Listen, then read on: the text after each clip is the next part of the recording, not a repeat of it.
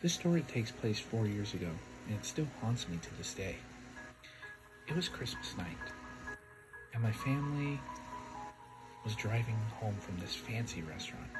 I, unlike my family, wasn't tired, so the 45-minute drive seemed long.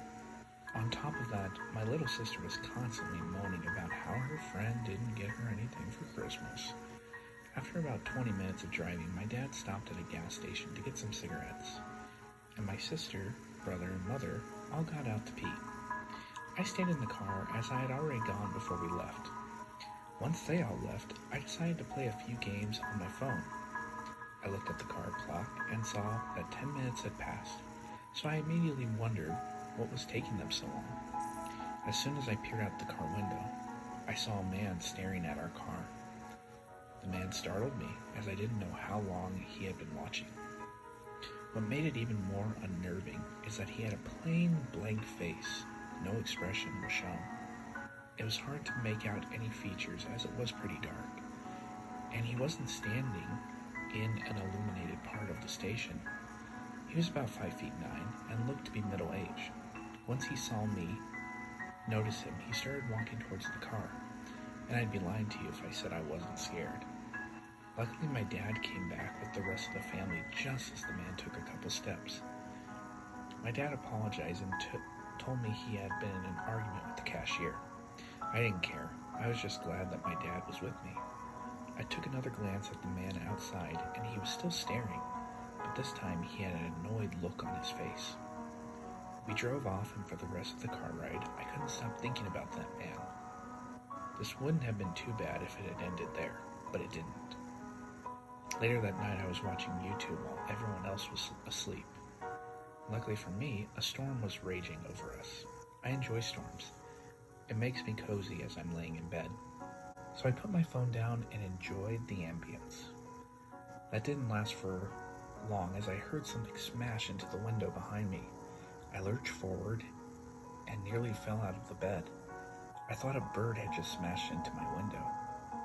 I parted the blinds, and what I saw next haunted me.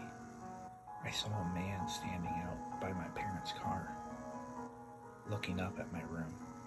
I took a closer look and nearly had a heart attack. It was the same man that I saw at the gas station. Only this time, when our eyes met, he grinned. Being the 14-year-old I was, I did the manly thing and screamed at the top of my lungs. My dad came running down the stairs and entered my room.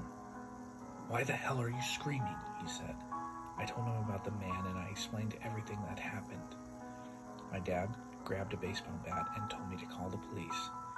After 10 minutes, the police turned up outside our house and found the man in our shed. He got arrested, and that was the last time I saw him.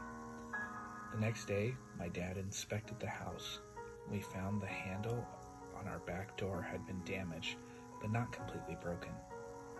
This gives me an eerie feeling, as if he actually managed to get in, he could have harmed us, or possibly killed us.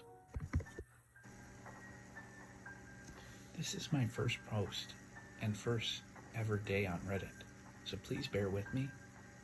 When I saw Let's Not Meet, I knew I had to share one of my own not-so-pleasant stories. It was Christmas Eve, and I was a freshman in high school. My family had been split up for some time, so normally we traded off Christmas Day and Christmas Eve every year. And this year, I had come home early from one of my grandparents' Christmas parties while everyone else was at my aunt and uncle's celebrating at another party. When I dropped off, my cousins offered to stay with me for a few hours. I declined. I thought I could watch some of my new DVDs and get some alone time in the house, which is a rarity. I had noticed an unfamiliar car parked on the street, but I didn't think anything of it considering it was Christmas Eve. Probably a neighbor's relative or something. After I got inside, I locked the door, grabbed some snacks, and started to settle down. I hadn't been home for more than 15 minutes when there was a knock at the door. I unlocked the door and opened it only a crack to see a man standing there. Dark hair, glasses, slightly overweight, and dressed casually. He didn't look like much of a threat, but my stomach dropped. He asked. I was wondering about the car outside. Is it for sale? I told him I didn't think so. Is there someone here I can talk to about it? I said, and quite stupidly I might add, no, you can come back another time, and then shut the door and turn the lock as fast as possible. He reached for the handle immediately and started pounding on the door. I heard a string of profanities and the pounding stopped.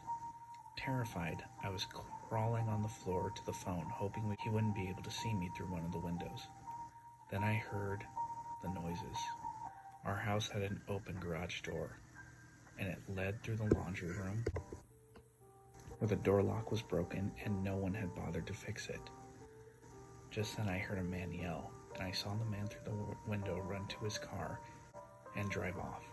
My uncle had gotten him just in time and scared the man off. Who knows what would have happened if he hadn't made it home in time. Sadly, we didn't get the plate number, and nothing ever came of it. But I'll never be home alone on a holiday again.